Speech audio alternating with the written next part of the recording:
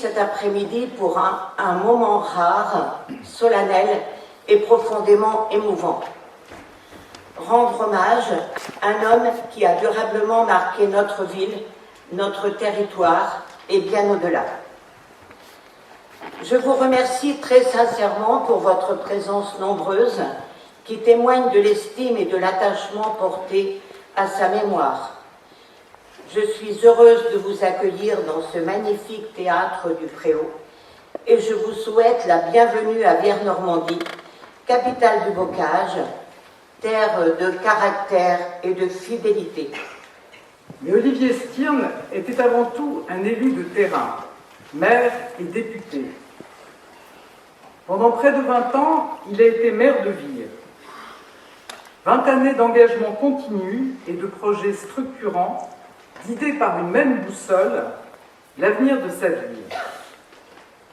À une époque de profonde mutation économique et sociale, il a su accompagner Vire avec lucidité et constance. Lucidité face aux transformations industrielles de notre territoire. Constance dans la défense des services publics, de l'équilibre urbain et du développement harmonieux de son territoire.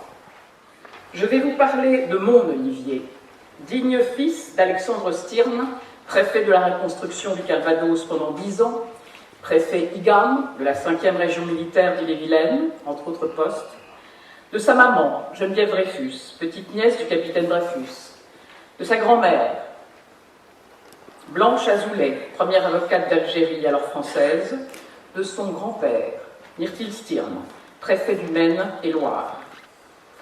Lorsqu'Olivier a été élu député en 1968, à l'âge de 32 ans, lors d'une réunion électorale, un médecin de Vire, oui, un médecin, s'est levé et lui a dit « Monsieur, vous n'êtes même pas français ». Vous avez tous compris ce qu'insinuait cette phrase scélérate.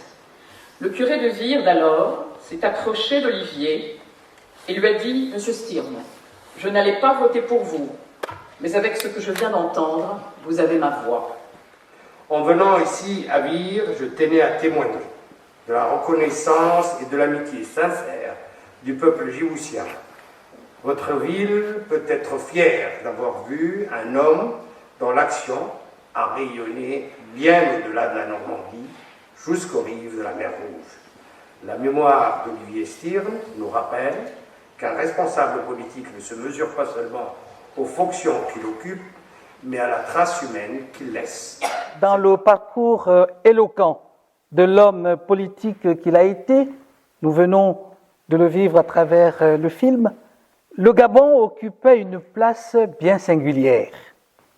Cet attachement au Gabon, qu'il avait visité à plusieurs reprises, s'était notamment matérialisé par le jumelage de la ville de Vire, dont il avait été le maire, cela a été rappelé, de 1971 à 1989, avec Franceville, ainsi que le baptême d'une voie de Vire du nom de la capitale de la province du Haut-Ogooué. La première fois que j'ai mis les pieds dans cette ville, c'était le dimanche 11 août 2019, en provenance de Cerisy-la-Salle dans la Manche, où je séjournais pour un colloque sur Jean Baudrillard, l'intelligence du temps qui vient.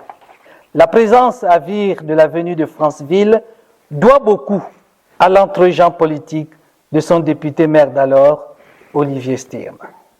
Madame la Première ministre, Mesdames et Messieurs, chère Evelyne, quand il m'avait fallu trouver une illustration de la couverture de l'ouvrage collectif Le Gabon en France, que j'ai publié quelques mois avant la fin de ma mission d'ambassadeur, consacrée à la présence culturelle du Gabon en France dans ce pays, mon choix porta logiquement sur une photo de couverture de l'avenue de Vire. Le faisant, je n'imaginais pas que c'était le plus grand hommage que je pouvais rendre à Olivier Stirn et à sa ville. Je vous remercie.